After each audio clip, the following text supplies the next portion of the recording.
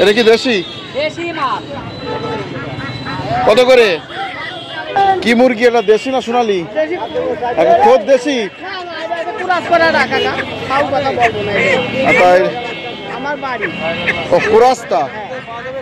আমাদের পরিবারে মাংস বা আমিষের চাহিদা পূরণ করার জন্য প্রায় আমরা মুরগির মাংস খেয়ে থাকি, কিন্তু মুরগি কিনতে গেলে কোনটি সোনালী মুরগি, কোনটা দেশি মুরগি বা কোনটা ক্রস, এগুলো নির্ণয় করে কিনা কিন্তু খুবই দুঃসহ হয়ে যায় এবং অনেক সময় কিন্তু আমরা দেশি মুরগি কিনতে গিয়ে কিন্তু সোনালী বা ক্রস মুরগি কিনে নিয়ে আসি। এই ভিডিওটি দেখলে বুঝতে পারবেন। কি মুরগি, দেশি নাকি সোনালী? হ্যাঁ, সোনালী আর দেশি তো বেশি একটা পার্থক্য করা যায় না। এটা কি দেশি? কত করে? দেশি কত? 560। ঠিক আছে,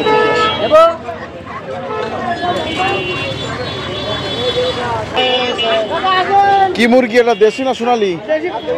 খোদ দেশি।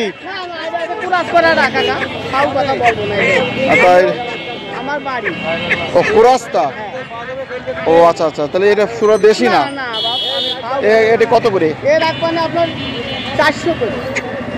ও দেশির সাথে মানে ক্রস করা, তাই?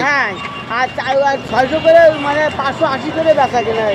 এর মানে আপনার 400 করে। না না না, তো দেশি দেশি চাচ্ছিলাম, কিন্তু এটা দেশি না।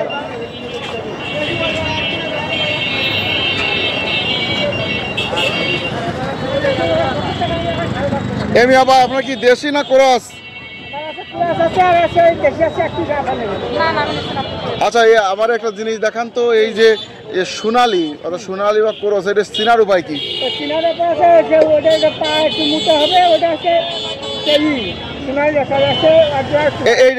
দেখান তো, এই হাতেরটা কি দেশি? দেশি ক্রস। এইটা হচ্ছে এই যে পাও যে লম্বা, গ্রামে পোষা, ওটা ফার্মের মোটা। বাজারে সোনালী বলে বিক্রি করতেছে, ওইটা কি? ফার্মের। আসলে তো বুঝে পারা আমাদের জন্য কঠিন ব্যাপার। ওইটা কি, ওইটা কি ক্রস? ওই দেশির থেকে ক্রস। এইটা কত করে কেজি? 450 করে দিচ্ছে।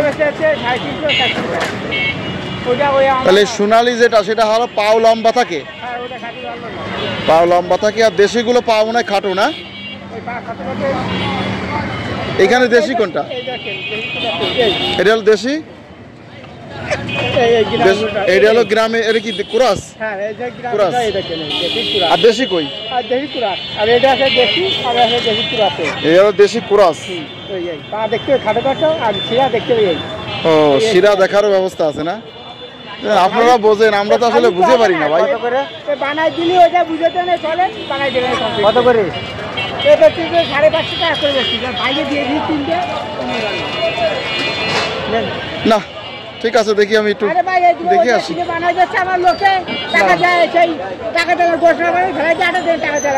না ঠিক আছে, আমি দেখে আসতেছি। আচ্ছা ঠিক আছে। তো প্রিয় দর্শক, আমার ভিডিওর মাধ্যমে আশা করি বুঝতে পেরেছেন কোনটি দেশি মুরগি, কোনটা সোনালী মুরগি বা কোনটা দেশি ক্রস। তো আশা করি মুরগি কেনার সময় অবশ্যই এগুলো যাচাই বাছাই করে কিনবেন, তাহলে কিন্তু আপনারা ঠকবেন না। ধন্যবাদ সবাইকে।